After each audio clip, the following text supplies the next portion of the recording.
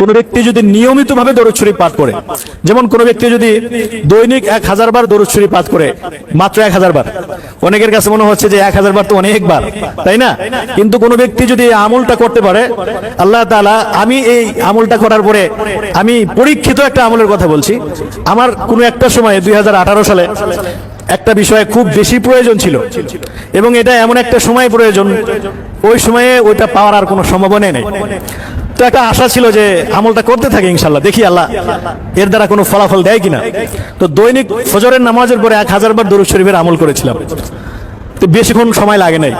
তার ছোট্ট দরুদ যদি আমরা আমল করি, সাল্লাল্লাহু আলাইহি ওয়াসাল্লাম, এটা একটা দরুদ, এটা যদি কোনো ব্যক্তি 1000 বার পড়ে, খুব বেশি 25 থেকে 30 মিনিট সময় লাগে, আর কম লাগতে পারে, আমার 25 মিনিটের মতো লাগতো। তো প্রতিদিন ফজরের নামাজের পরে এই আমলটা শুরু করলাম। তো শুরু করার পরে আল্লাহর উপর ভরসা করে গেলাম। তো যাওয়ার পরে আসলে আল্লাহ তাআলা এত সহজে মানে ওই জিনিসটা আমার নসিবে দান করছেন, এটা আমি কল্পনাও করতে পারিনি, এত সহজে দান করছেন। অথচ ওইটার জন্য প্রতিযোগিতা হয়, অনেক কম্পিটিশন হয়, অনেক কিছু হয়।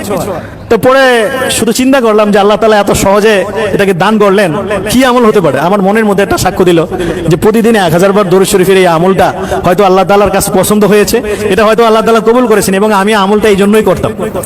এজন্য যারা এই আমলটাকে অভ্যাসে পরিণত করবে ইনশাআল্লাহ, একটা টার্গেটকে কেন্দ্র করেন। দেখেন, আমি একটা আমলের কথা আপনাদেরকে বলি।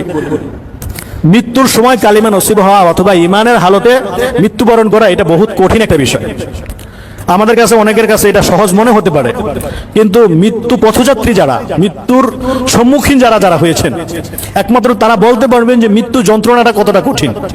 হাদিসের মধ্যে আসছে, যখন একজন ব্যক্তির কাছে মালাকুল মউত সামনে চলে আসে, ঠিক তখন ফেরেশতার একটা, শয়তানদের একটা টিম চলে আসে, শয়তানের একটা টিম চলে আসে যে এই ব্যক্তিকে এই শেষ মুহূর্তে যদি ঈমান হারা করে দিতে পারি, তাহলে আমি সাকসেস। এই জন্য ওই অবস্থায় তাকে বিভিন্ন ভাবে যুক্তি দেয়, বিভিন্ন কথা স্মরণ করিয়ে দেয় যে তুমি এটা বলো বা তুমি এটা বিশ্বাস করো যে আল্লাহ বলতে কিছু নাই। অর্থাৎ ঈমান হারা করার জন্য শয়তানের যত অপকৌশল, অপচেষ্টা, সমস্ত কিছুই সে প্রয়োগ করে দেয়। তো এক তো হচ্ছে মৃত্যুর যন্ত্রণা, আরেকটা হচ্ছে শয়তানের ওয়াসওয়াসা। এই দুইটার মাঝখানে একজন মুমিনের ঈমান ধরে রাখাটা খুব কঠিন। তো কোনো ব্যক্তি যদি এই আমলকে কেন্দ্র করে যে আল্লাহ, আমি দৈনিক 1000 বার দরুদ শরীফের আমল করব, এই নিয়তে যে আল্লাহ তুমি মৃত্যুর সময় আমাকে ঈমানের হালতে মৃত্যু দিও, যদি এই নিয়তে কোনো ব্যক্তি 1000 বার দৈনিক এই দরুদ শরীফের আমলটা করতে পারে, আমি আশাবাদী ইনশাআল্লাহ আল্লাহ তাআলা আমাদের প্রত্যেকের নসিবে ঈমান অবস্থায় মৃত্যু দিবে। এটা খুব বেশি কঠিন কিছু না। দেখেন, আমরা